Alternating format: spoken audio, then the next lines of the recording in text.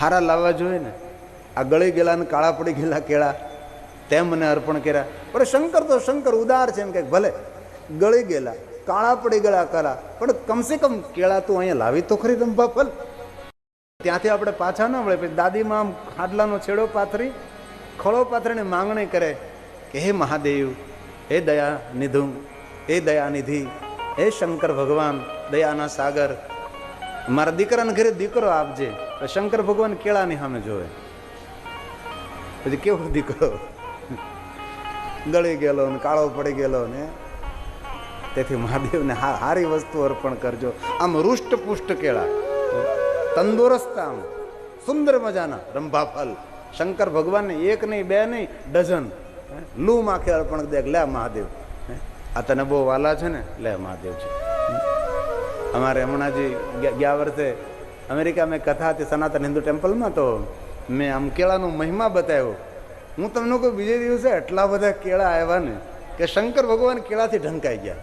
તો પેલા પૂજારી કે બહુ બીજો કોઈક મહિમા બતાવો ને, હવે આ કંઈક બદલાવો નહીં. હવે આ માનસ પૂજાનો શબ્દ છે, રંભા ફલમ પાનકમ. મનથી જ્યારે મહાદેવની પૂજા કરીએ ત્યારે ઉદાર બની જાય, ઉદાર બની જાય. કેવા ઉદાર બની જાય? બે પંક્તિઓ. મંદિર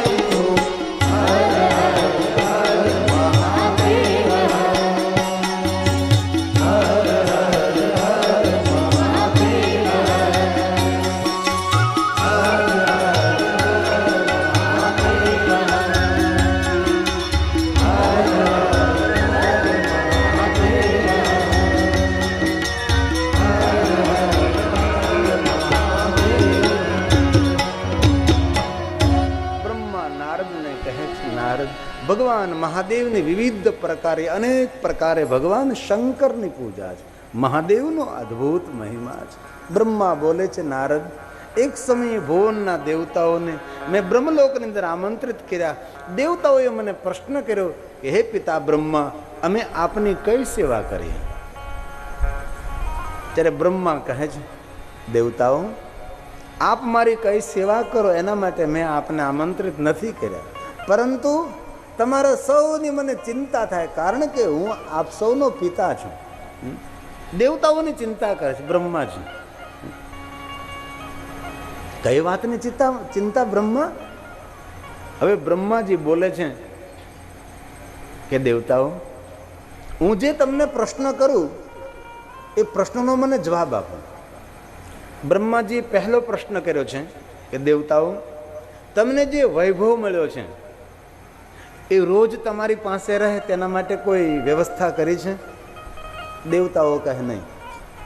આ મળેલા સુખ નિત્ય તમારી પાસે રહે તેના માટે કોઈ તમે ચિંતન કર્યું? તો કે નહીં.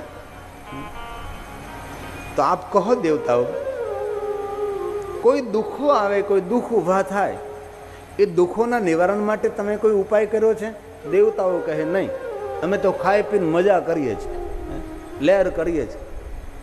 અને જે માણસ ભવિષ્યનું ચિંતન નથી કરતો, દુઃખ તેનો દ્વાર ખટખટાવે છે. મારા યુવાન ભાઈઓ બહેનો માટે સમજવા જેવી વાત. ભવિષ્યની ચિંતા નહીં, ભવિષ્યનું ચિંતન. ભવિષ્યનું ચિંતન. જે માણસ ભવિષ્યનું ચિંતન નથી કરતો, દુઃખ તેનો દ્વાર ખટખટાવે છે. એક સુંદર સૂત્ર છે, એ ખોલે કે ન ખોલે, પડતો ટકોરા તો માર. સુંદર નાનકડું સૂત્ર છે. એ ખોલે કે ન ખોલે, પડતું ટકોરા તો માર. માનવી ભલે ન બોલે પણ ઘર જરૂર બોલશે. માનવી ન બોલે પણ ઘર તો જરૂર બોલશે. જે માણસ ભવિષ્યનું ચિંતન નથી કરતો, દુઃખ તેના દ્વારા ઉભેલું છે. જરૂર વર્તમાનમાં જીવવું જોઈએ. ભૂતકાળ, ભવિષ્યકાળ, વર્તમાન કાળ, પણ જરૂર જીવનની ગોઠવણ હોવી જોઈએ. દેવતાઓ કહે છે, નહીં બ્રહ્મા, આપ કહો અમે શું કરીએ? હવે બહુ સાંભળવા જેવી, સમજવા જેવી, સ્વીકારવા જેવી વાત. બ્રહ્મા કહે, દેવતાઓ, મળેલો તમારો વૈભવ ઠાઠમાઠ રોજ તમારી પાસે રહે,